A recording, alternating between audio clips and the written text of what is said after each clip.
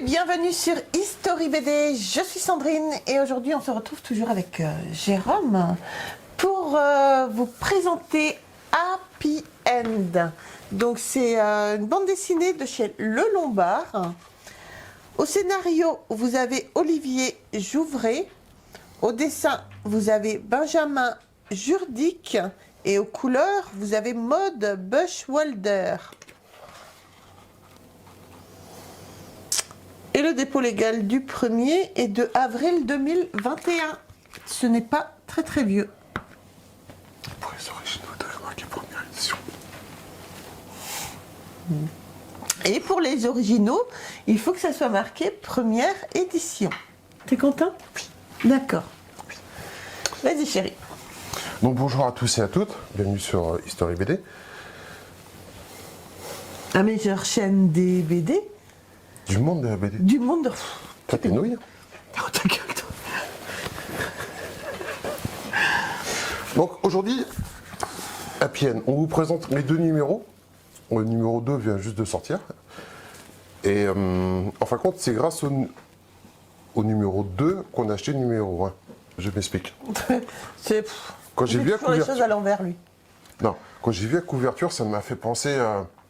C'est la couverture qui m'a fait m'intéresser à la BD, parce que ça m'a rappelé un film, Papy fait de la résistance. L'image, oui non. Ouais. Ben si, Papy avec un fusil, tu te dis que c'est pas le truc le plus zen. D'accord. Ça m'a fait penser au titre du film est revenu, je me suis intéressé, et si tu comprends pas, c'est pas grave. Donc, l'affiche, la couverture du deuxième est sympa, parce que la couverture du premier, tu boudes ? Ouais. D'accord. Parce que la couverture du premier fait quand même assez tristoun, quoi. Ouais. Hein ? Ouais, limite pas très intéressant. Pas très intense. Ah, c'est sympa. Les dessins, en fait, compte, la couverture est triste, mais les dessins sont super sympas. Il y a beaucoup de couleurs, tout ça, c'est très intéressant. Ce qui me fait délirer, moi, là-dedans, dans Happy End, c'est qu'en fin de compte, il n'y a pas d'histoire. Il y a une histoire sans être nulle. Alors, ça change beaucoup de ce qu'on lit. Ouais, oui, totalement. Ça change beaucoup de ce que je lis. J'ai trouvé ça très intéressant. Il n'y a pas d'histoire. C'est un peu dur à expliquer, en fait. Je ne sais pas comment trop expliquer. En fin de compte, le personnage principal, c'est une jeune fille qui s'appelle Mori, qui est très, comment dirais-je, qui croit en la fin du monde, qui croit que tout va s'écrouler. Voilà. Elle est très amie avec un riche propriétaire qui fait penser, moi, il me fait penser à Pierre Richard. Ah ouais? Ouais. Pierre Richard, et en fin de compte, les deux, un peu comme le délire, ils ont un peu des trucs un peu bizarres. Et en fin de compte, c'est ça que je dis mal, c'est que quand tu lis les BD, il n'y a pas d'explication. C'est qu'en fin de compte, il y a la fin, c'est pas la fin du monde, c'est la fin de la civilisation. Plus d'essence, plus de téléphone, plus de connexion, tout ça. Donc t'imagines, plus de YouTube, plus rien. Voilà. C'est un peu la fin du monde une certaine fin du monde qui arrive. Mais ce qui est marrant, c'est qu'ils expliquent, en fin de compte, dans la BD, ils te disent pas pourquoi. Ils te disent pas pourquoi, ils te disent pas quand, ils te disent pas si c'est réel ou pas. En fin de compte, tu sens pendant les premières pages de la BD que tu as une certaine tension, il n'y a plus de nourriture, tout le monde... C'est Covid x 10, quoi. Et en fin de compte, donc tous les personnages principaux, vont se retrouver chez le propriétaire, chez le châtain. Et en fin de compte, dans le premier et dans le deuxième, en fin de compte, ils vont s'apercevoir que la maison qu'ils ont choisie a une capacité très limitée. Donc ils vont décider de se délocaliser dans une autre propriété qui appartient au châtain, plus grande, pour pouvoir accueillir tout le monde, quoi. D'accord. Donc en fin de compte, entre le premier et le deuxième, ils vont faire le trajet, certains en voiture, certains en charrette. avec des chevaux. Et ce que ce que j'aime beaucoup là-dedans, et je pense que les auteurs ont voulu mettre le point là-dessus, c'est sur la bêtise humaine en fin de compte, quoi. Parce que c'est moi je l'interprétais comme ça, et c'est ça que j'ai adoré dans cette BD-là. C'est, en fin de compte, c'est qu'ils mettent le point sur la bêtise humaine, quoi. Parce que les gens partent d'un principe, comme ils ont vu des séries genre Walking Dead, La Fin du Monde, tout ça, qu'il y a certains principes à adopter et qu'il faut de suite se méfier des gens, qu'il faut de suite partir du principe que tout le monde va devenir méchant, agressif, qu'il faut de suite faire des réserves, qu'il faut de suite se mettre en guerre. Et c'est ça que je trouve intéressant, c'est que personne n'a dit que c'était la fin du monde, personne ne te dit qu'on était dans un état d'urgence, personne ne te dit qu'on était dans un état de guerre. C'est les gens eux-mêmes qui vont se mettre dans un état de guerre. D'accord. Oui, la bêtise humaine. La bêtise, enfin pour moi, c'est un point de la bêtise humaine. Je ne sais pas si c'est ce que les auteurs ont voulu mettre en place, mais c'est ce que moi j'ai ressenti quand j'ai lu la BD. C'est pour ça que je dis qu'il n'y a pas d'histoire, il n'y a pas, c'est pas une enquête, c'est pas une énigme, c'est pas une aventure, c'est pas une quête. C'est juste des gens qui sont confrontés, des gens normaux qui sont confrontés à une situation extraordinaire. Et en fin de compte, chacun va réagir de sa façon, quoi. D'accord. C'est pour ça que j'ai beaucoup aimé. J'ai beaucoup aimé.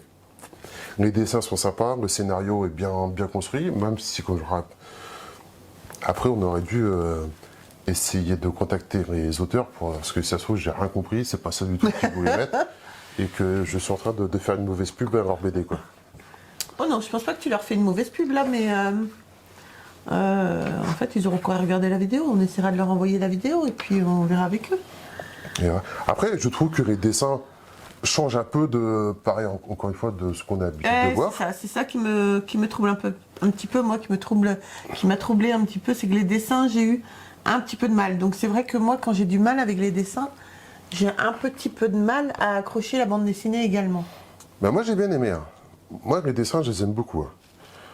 On est sur, je sais pas, sur des dessins entre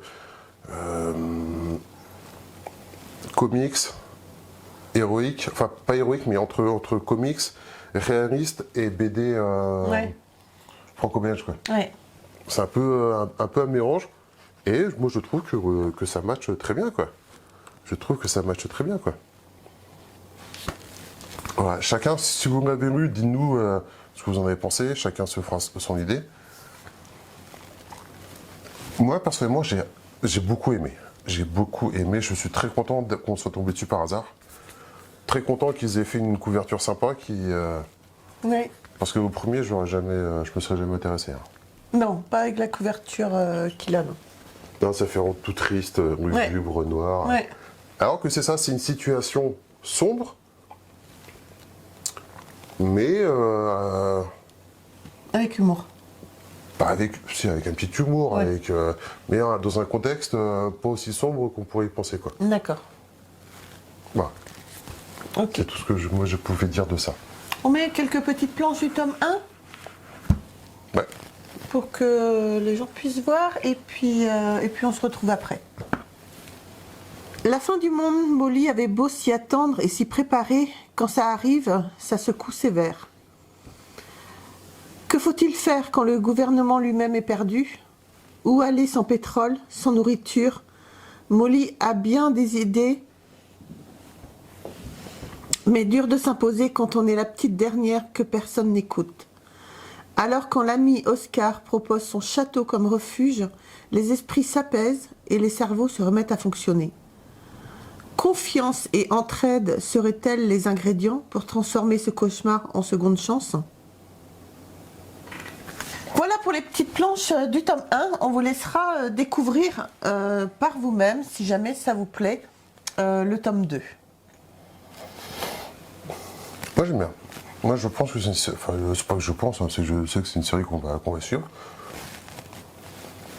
Je suis pas sûr que enfin je sais pas. J'allais dire je suis pas sûr qu'il y ait matière de faire une grande série, mais d'un autre côté, en fin de compte, ils peuvent partir dans n'importe quelle direction. Bien sûr, Et voilà. peut-être. Et je suis très content, très content. Ça change. Je suis très content qu'on soit tombé dessus. Donc voilà, Voilà, ça fera le mot de la fin, voilà, le happy end. voilà. Sur ce, les amis, je vous embrasse très très fort. On n'oublie pas, on s'abonne, on like, on nous rejoint sur les réseaux sociaux.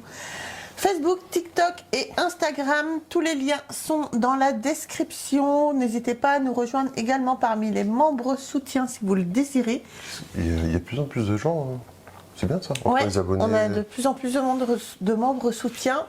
D'ailleurs, je vous Les embrasse abonnés, très très c'est fort. Les abonnés, je vous embrasse très très fort également. Et puis je sais plus, il me coupe la parole. Généralement, je fais comme ça file. Et puis voilà. Et puis vous pouvez avoir donc les vidéos en avant-première pour les membres soutiens et avoir des avantages lors des jeux concours. Des quoi? Des avantages lors des jeux concours. T'as compris? Ouais. Ah, ok. Allez, je vous embrasse très très fort. Gros bisous, à bientôt. Bye. Au revoir.